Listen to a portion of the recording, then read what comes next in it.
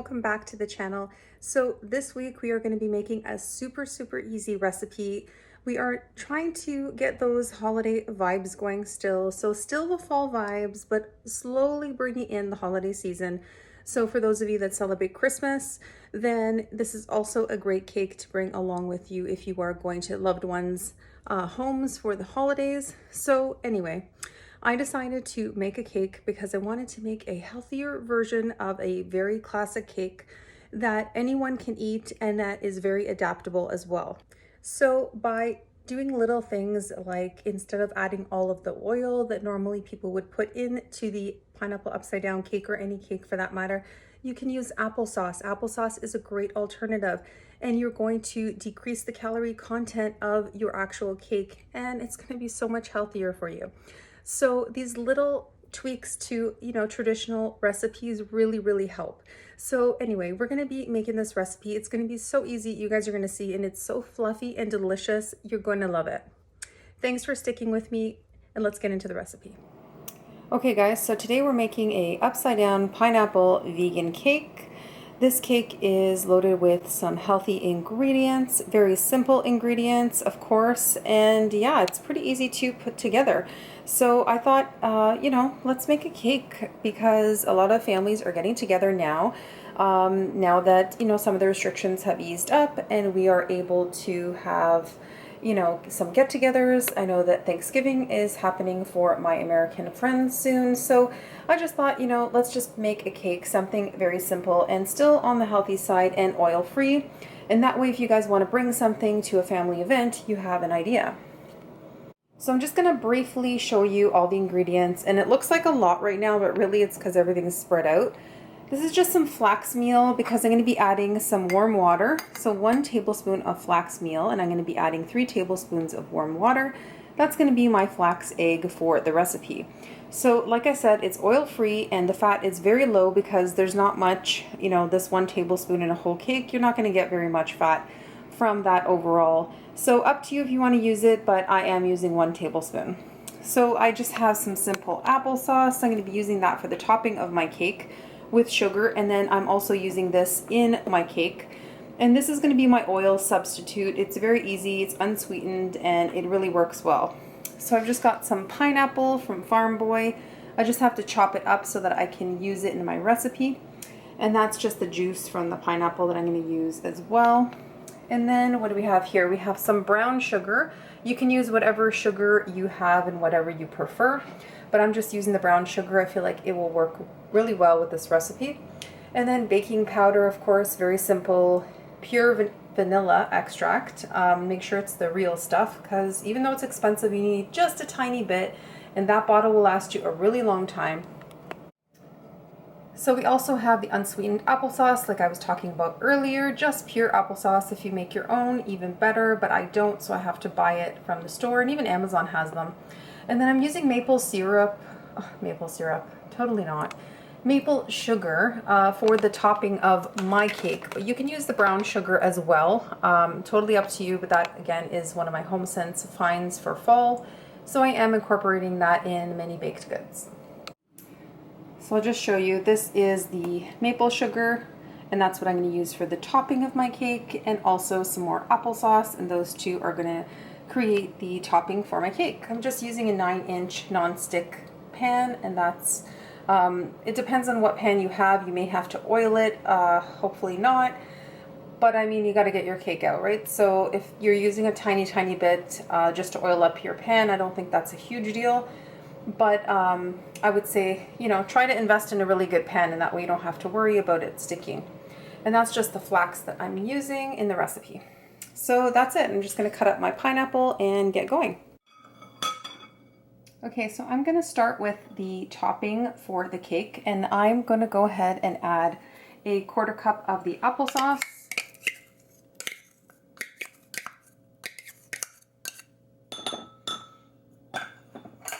And then I'm going to go ahead and add 1/3 cup of the maple sugar, and I'm going to combine that well.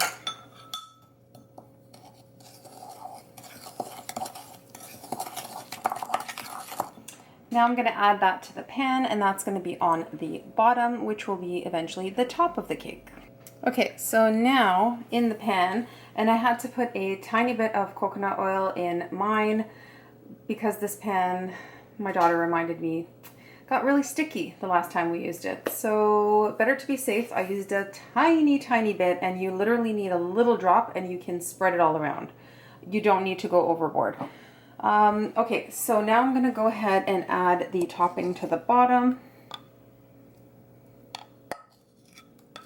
Okay, so I'm just gonna try to spread it out a little bit in the pan, and be careful what utensils you're using. This is a plastic baking spoon, so I'm safe with this. You're not gonna scratch the ceramic coating or whatever it is that you're using. Just be mindful of that. So I'm just going to spread this out.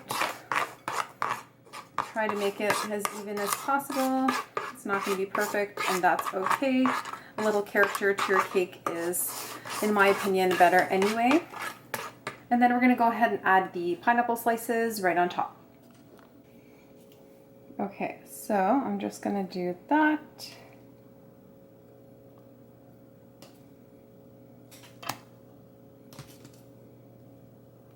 See how many I can get in here.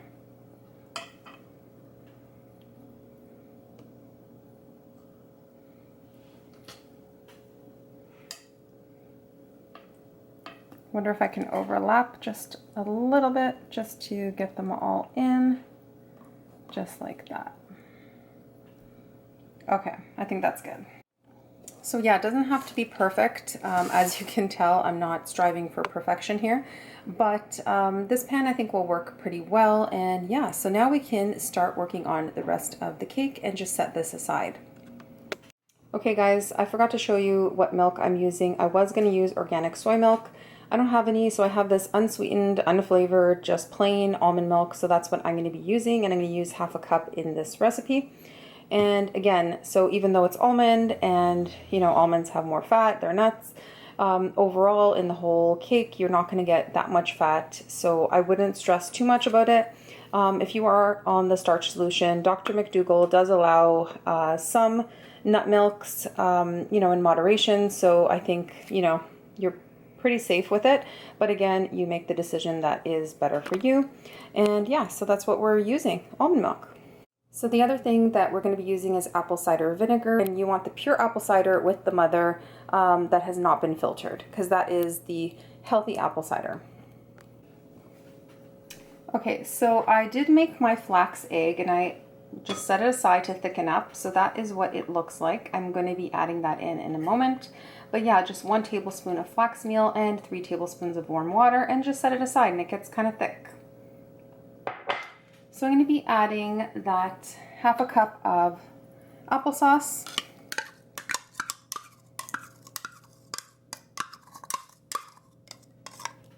I'm going to be making the wet ingredient portion of this recipe. And then the half a cup of the unsweetened almond milk. I'm going to add the pineapple juice, and I have a 1/4 cup of that. And that was just on the bottom of my pineapple container. If you're using cans, then you'll have a lot left. But because I just bought this one from Farm Boy, I just had just enough of the juice on the bottom of my container. So I'm going to go ahead and add that flax egg. So now I'm going to add some of the vanilla. And then the apple cider vinegar as well.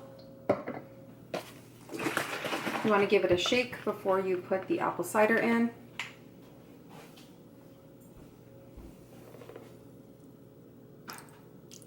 Okay.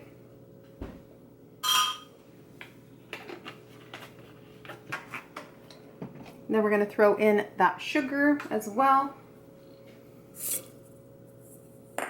and combine well.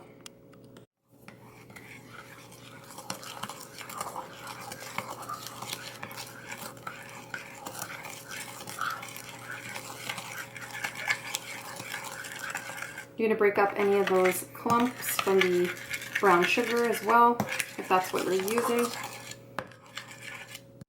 So I have 1½ cups of brown rice flour, and I'm going to add 1½ teaspoons of baking powder.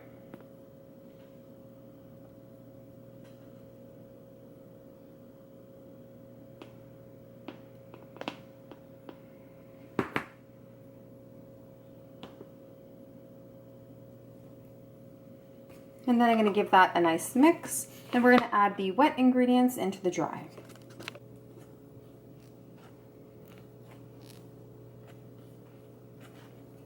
Okay, so now we're going to go ahead and add the dry ingredients into the wet.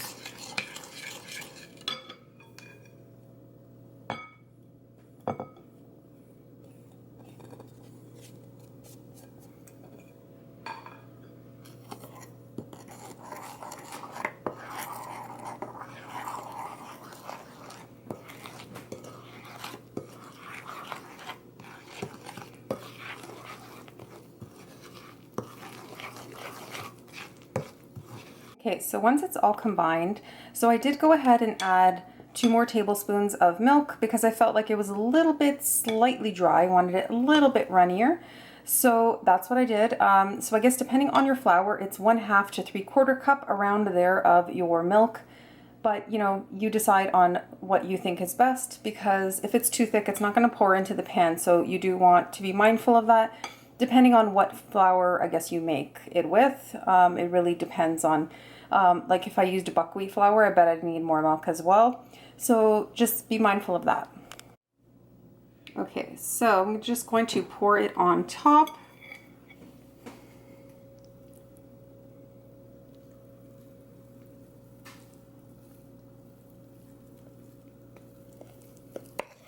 And then I will even it all out.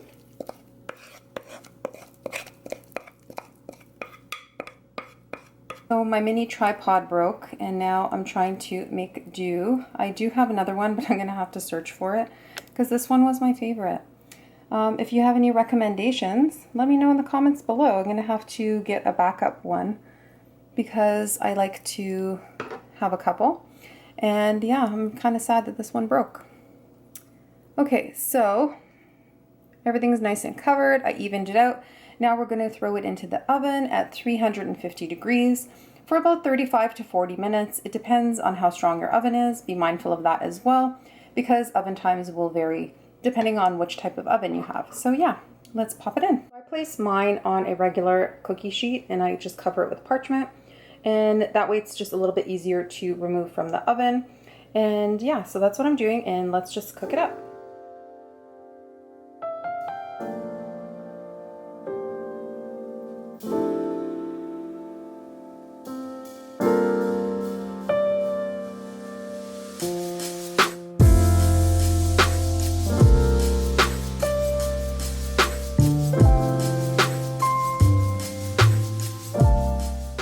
Okay guys, so this is how the cake turned out. I was so happy with it. I know some people put like maraschino cherries on theirs, but that just grosses me out. But if you like that, then go ahead and add that in, because it will be really cute having those in as well. Looks like little flowers. But I opted not to, as you can see. And anyway, my cake turned out perfect. I am super happy, and it's relatively healthy and makes me feel really good that I can make a classic cake but with a healthier twist, and everyone can enjoy it. I hope you find this recipe helpful, and if you do, let me know in the comments below, and let me know what other types of videos you'd also like to see, especially now during the holiday season. You let me know what you're interested in, and I will get working on those videos. Thanks again to everyone who watches every week, and for the kind comments and the nice DMs that I get. I really appreciate each and every one of you. This community is amazing, and I'm so happy to be a part of it, and you know, create these easy recipes that we can all enjoy and still, you know, keep our health and wellness as our #1. And yes, we can have it all. We can eat, you know, all these abundant foods and still keep things really healthy and feel satisfied and happy, especially during the holiday season. Thanks for watching, everyone. Health, joy, and positive vibes. Let's stay in that positive vibe zone. Bye guys, see you in the next video.